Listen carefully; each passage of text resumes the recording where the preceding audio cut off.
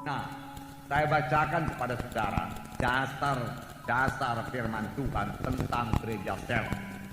Yang pertama dasarnya yaitu Tuhan Yesus memilih 12 orang murid. Tuhan Yesus tidak memilih 100 orang murid. Tuhan Yesus tidak memilih 1000 orang murid. Walaupun yang mengikuti dia ada kalanya sampai 5000 orang lebih, bahkan sampai 20.000. Banyak penafsir mengatakan. Tetapi dia memilih 12 orang muridnya untuk dijadikan murid, untuk bersama-sama dengan dia. Tertulis dalam Markus pasal 3 13 sampai 15. Saya membacakan kepada saudara. Kemudian naiklah Yesus ke atas bukit. Dia memanggil orang-orang yang dikehendakinya, dan mereka pun datang kepadanya. Ia menetapkan 12 orang untuk diutusnya memberitakan Injil dan diberinya kuasa untuk mengusir setan. Puji Tuhan. Tuhan naik ke atas bukit. Ia memanggil orang-orang yang dikehendakinya. Ia menetapkan 12 orang, bukan pula 20 orang, 12 orang. Itulah dia kehendak Tuhan Yesus memuridkan 12 orang.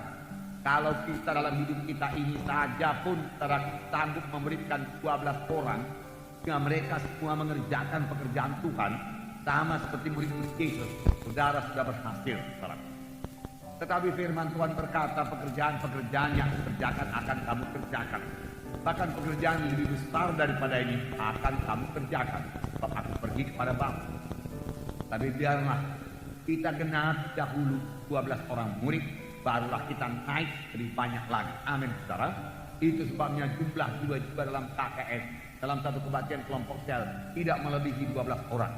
Kalau sudah lebih 12 orang, kelompok sel itu sebelah jadi 2. Tetapi sebelumnya tentunya harus ada yang jadi murid yang bisa memimpin KKS. 12 orang kudusnya memberitakan Injil. Memberitakan Injil. Jadi dalam KKS ada pemberitaan Injil. Dalam kelompok sel ada pemberitaan Injil. Dan diberinya kuasa atas setan-setan. Jadi sekaligus Tuhan melengkapi. Tuhan bisa melengkapi.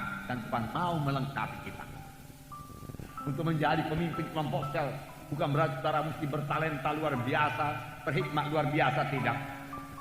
Tuhan Yesus memilih orang-orang yang biasa saja menjadi muridnya. Kenapa? Karena Tuhan Yesus lebih mementingkan penyerahan diri daripada kesanggupan. Kesanggupan bisa diberikan Tuhan, tapi penyerahan diri seseorang kepada Tuhan tidak bisa dipaksakan Tuhan. Itulah dari diri kita sendiri. Tapi saya percaya siapa yang menyerahkan diri kepada Tuhan akan diberkati Tuhan, akan dipakai Tuhan, akan dilengkapi Tuhan. Amin, saudara. Puji Tuhan. Kita lihat lagi yang kedua dasarnya, yaitu dari gereja pertama. Sidang pertama bertemu di rumah-rumah.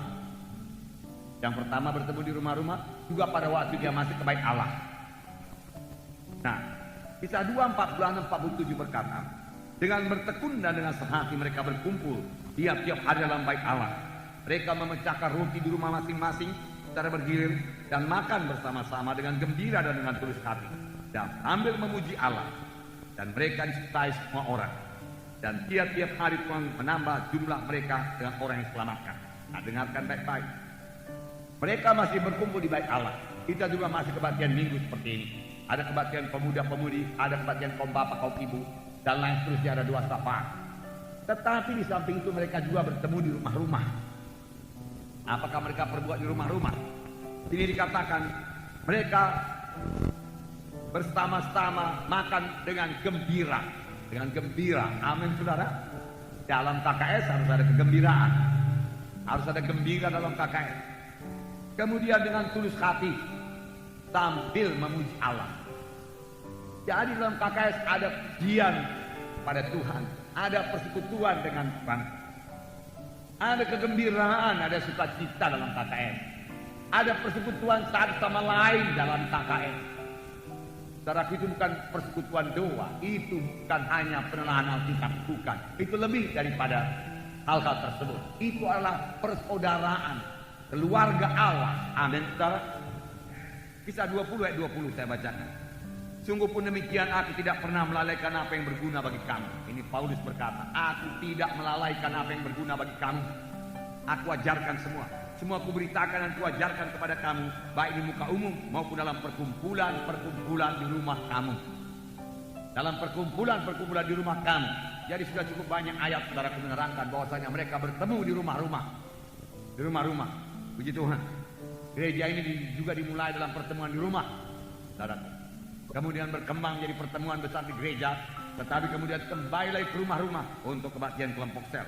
Roma 16 ayat 3 dan 5 berkata, sampaikan salam kepada Priska dan Aquila, teman-teman sekerjaku dalam Kristus Yesus. Salam juga kepada jemaat di rumah mereka. Jadi ada jemaat di rumah Aquila dan Priscilla. Ada jemaat, puji Tuhan, tidak heran Aquila dan Priscilla diberkati Tuhan, karena mereka menampung sidang Tuhan di rumahnya. Lalu dalam rumah itu hadir Roh Kudus, hadir kuasa Tuhan, sama sebagaimana rumah Obed-Edom diberkati dalam segala perkara karena dia menampung baik Allah di situ. Yang ketiga, mengapa perlu KKS ini? Ya, tidak seorang pun mempunyai seluruh karunia-karunia Tuhan. Tuhan mau memberikan karunia-Nya supaya saudara minta, supaya saudara merindu. Saudara bayarlah harganya dengan banyak berdoa, banyak berdoa, banyak berdoa, banyak berdoa. Rindu untuk melayani jiwa-jiwa, rindu untuk memberkati sidang Tuhan. Karena Roh Kudus hanya diberikan untuk memberkati sidang Tuhan, untuk kepentingan bersama, firman Tuhan berkata. Tuhan tidak memberikan karunia-karunia Roh Kudusnya kepada jiwa-jiwa yang tidak bersekutu dengan Tuhan, yang kurang peka kepada Tuhan. Sebab dalam menjalankan karunia-karunia Roh Kudus kita harus mendengar suara Tuhan. Untuk itu perlu persekutuan dengan Tuhan, perlu persekutuan yang dicapai dengan doa kepada Tuhan, doa kepada Tuhan. Tetapi tidak ada seorang pun punya 9 karunia. Hanya Tuhan Yesus yang punya seluruh karunia-karunia Roh Kudus. Kepada seorang dikaruniakan karunia menyembuhkan, yang lain karunia nubuat, yang lain karunia mengartikan makna nubuat, karunia hikmat, dan seterusnya. Tetapi kalau itu digabung maka itu menjadi lengkap.